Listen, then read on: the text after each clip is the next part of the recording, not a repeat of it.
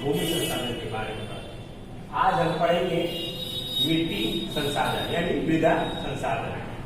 मृदा संसाधन यानी मिट्टी संसाधन। हम सभी जानते हैं भूमि संसाधन में पढ़ा था भूमि पृथ्वी की ऊपरी परत। उसी प्रकार सबसे ऊपरी परत क्या होता है? मिट्टी संसाधन होता है। और हम सभी ने मिट्टी देखा है। मिट्टी प्रकृति द्वारा एक बहुत ही महत्वपूर्ण देन है हमारे जीवन के लिए, क्योंकि हम सभी जानते हैं हमारे लिए जो भोजन होता है वो मिट्टी से आता है। मिट्टी के द्वारा कृषि कार्य के द्वारा हमें भोजन की प्राप्ति होती है और हमारा जीवन चलता रहता है। बच्चों, मृदा मिट्टी का निर्माण लाखों करोड़ों वर्ष में होता है, हजारों लाखों वर्षों में होता है। 1 इंच या 1 सेंटीमीटर मिट्टी का निर्माण होने में हजारों लाखों वर्ष लग सकते हैं या लगते हैं। तो इसलिए मिट्टी हमारे लिए प्रकृति की कैसी देन है आप लोग समझ सकते हैं। मिट्टी हमारे लिए कितना महत्वपूर्ण है जान सकते हैं। तो मिट्टी संसाधन हमारे लिए, हमारे आने वाली पीढ़ी के लिए, हमारे पारिस्थितिक तंत्र के लिए, हमारे पर्यावरण के लिए बहुत ही महत्वपूर्ण भूमिका निभाती है। अब इसमें आता है कि ह्यूमस। ह्यूमस का क्या होता है? ह्यूमस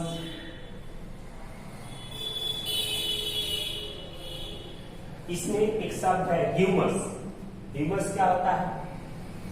मिट्टी के ऊपरी परत में ह्यूमस की मात्रा पाई जाती है।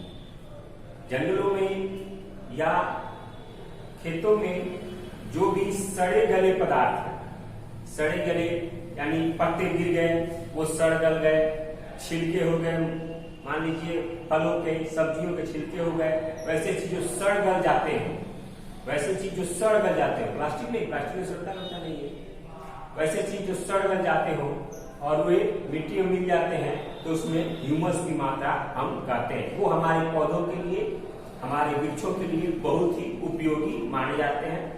तो ये ह्यूमस शब्द था। ह्यूमस मैंने आप लोगों को बताया। आगे है मृदा का उपयोग। मृदा का उपयोग,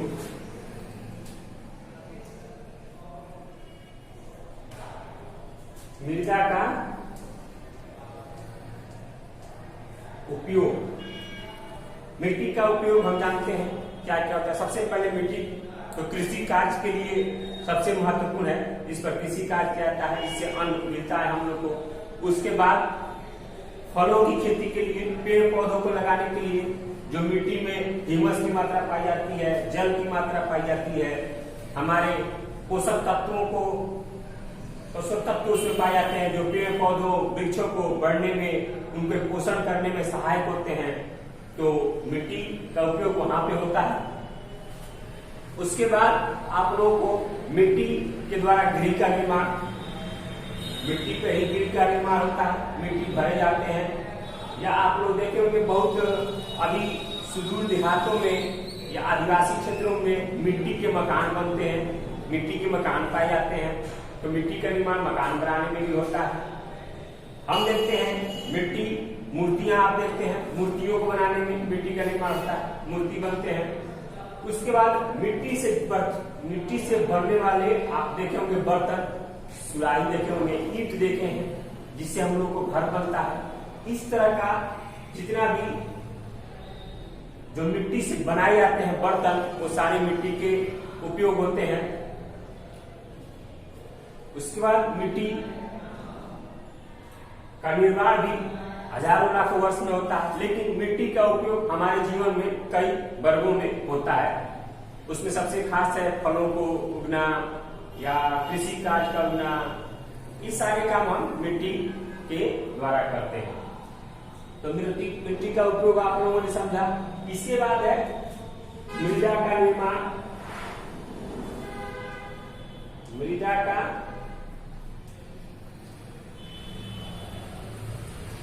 निर्माण यानी मिट्टी का निर्माण। मैंने आप लोगों को बताया मिट्टी का निर्माण होता कैसा है। 1 सेंटीमीटर मिट्टी के निर्माण में आप लोगों को हजारों वर्ष लाखों वर्ष लग सकते हैं। मिट्टी का निर्माण कैसे होता है? मिट्टी का निर्माण चट्टानों के टूटने फूटने से होता है। मिट्टी का निर्माण देखिए, मिट्टी का निर्माण, मिट्टी का निर्माण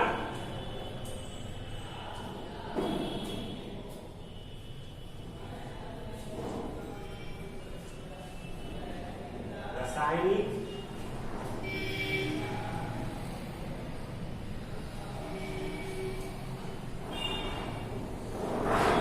भौतिक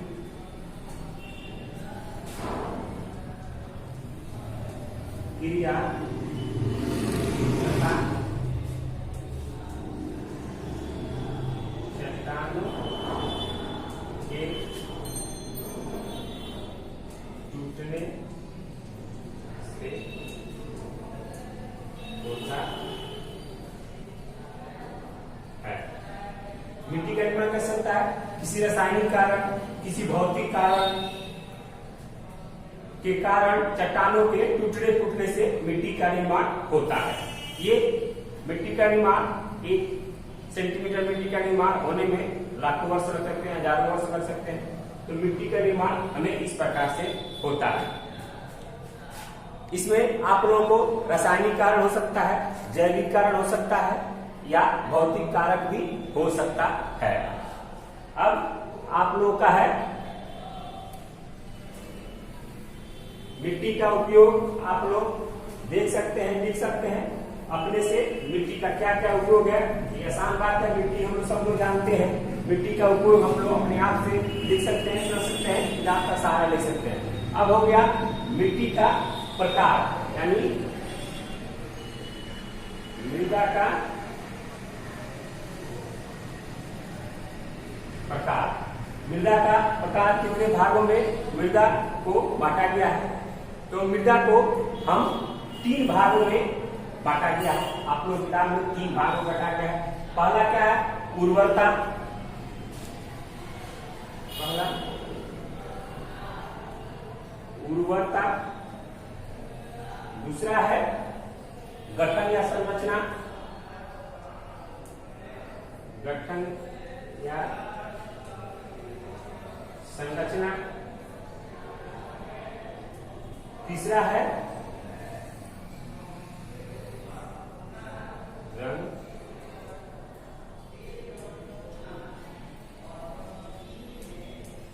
रंग के आधार पर, यानी ये मृदा संसाधन, ये संसाधन आप लोगों को आगे 10वीं क्लास तक पढ़ना है, इसलिए आप लोग ध्यान से समझिएगा। उर्वरता के आधार पर हमारे देश में उर्वरता के आधार पर मिट्टी को भी बांटा गया है।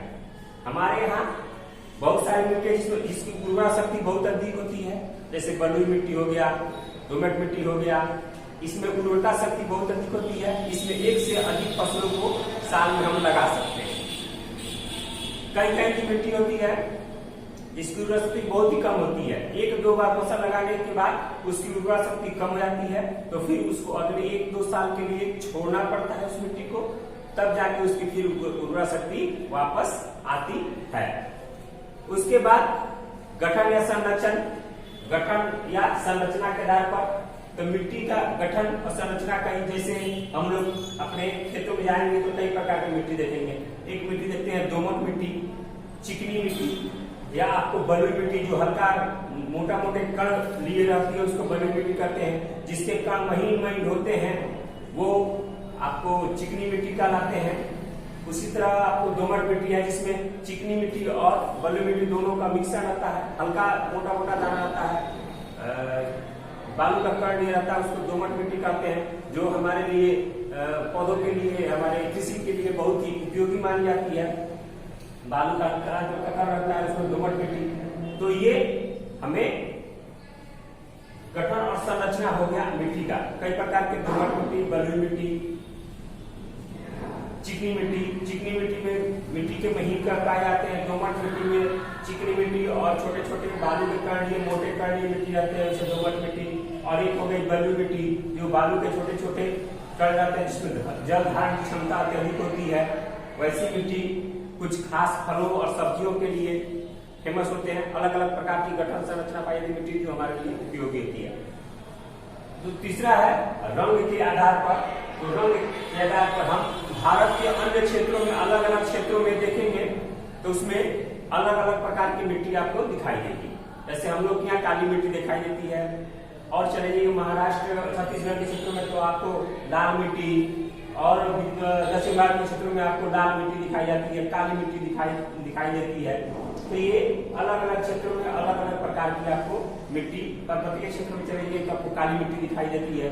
तो ये अलग अलग आपको मिट्टी दिखाई देती है। अब आप लोगों को भारत में मृदा, भारत में मिट्टी, भारत की मिट्टी कैसे, मिट्टी भारत की भी ऐसे ही पाई जाती है सेम जिस तरह आप लोग देख रहे हैं। भारत में भी मिट्टी ऐसी ही पाई जाती है, दोमट मिट्टी, बलुई मिट्टी। भारत में एक तरह की भूमि जो बांगर कहा जाता है, अन्न उपजाऊ भूमि है, ऐसी भूमि है जो बंजर है, जिस पर खेती के लिए उपयुक्त नहीं है।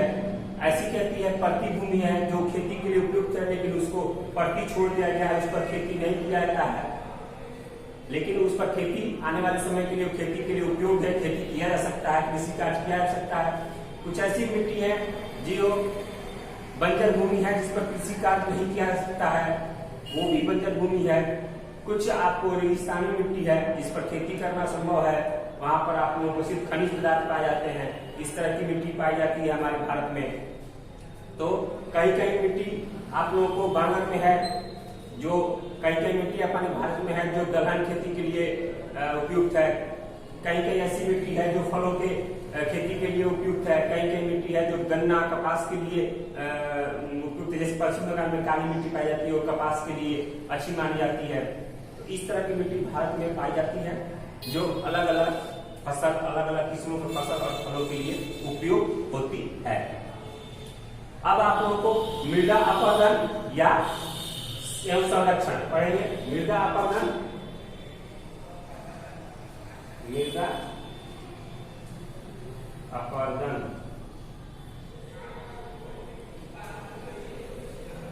संरक्षण, दो शब्द है, मृदा अपरदन और संरक्षण। मृदा अपरदन किसे कहते हैं, मृदा अपरदन लिख लीजिए, इससे आप लोगों को समझने में आसानी होगी।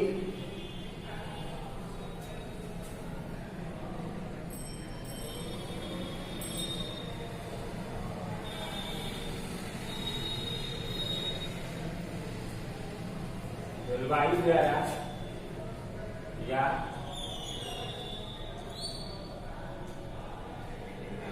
अत्यधिक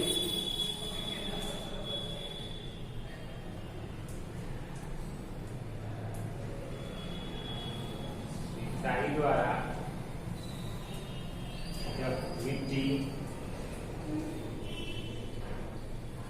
एक स्थान से दूसरे स्थान पर चली जाती है तो उसे मिट्टी अपरदन कहते हैं। देखिए, भारत में मान लीजिए बाढ़ आ गया तो बाढ़ के द्वारा मिट्टियों का कटाव होता है। मिट्टी बहकर एक स्थान से दूसरे स्थान पर चली जाती है। जैसे आप लोग देखा होगा, लोग अपने घर पे मिट्टी भरवाते हैं, पानी आता है तो मिट्टी दह के चला जाता है, बह के चला जाता है दूसरी जगह। तो उस वैसी स्थिति आती है तो मिट्टी का उत्तरी परत बढ़ जाता है, जिसमें आपको ह्यूमस की मात्रा पाई जाती है, पोषक तत्व पाए जाते हैं। तो उस तरह की स्थिति को हम मिट्टी अपरदन कहते हैं। यानी एक स्थान से मिट्टी दूसरे स्थान पर चल जाना किसी कारणवश, अत्यधिक बारिश के कारण कटाव हो गया, अत्यधिक सिंचाई के कारण भूमि का ऊपरी परत बह के चला गया कहीं दूसरे स्थान पे, तो उससे हम मिट्टी अपरदन करते हैं। अब संरक्षण, मृदा संरक्षण,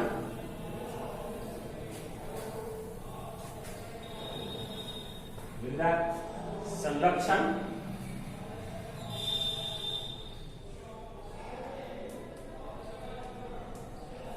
मृदा संरक्षण क्या कहलाता है? मृदा का सुनियोजित उपयोग, मृदा का उचित उपयोग तथा सुनियोजित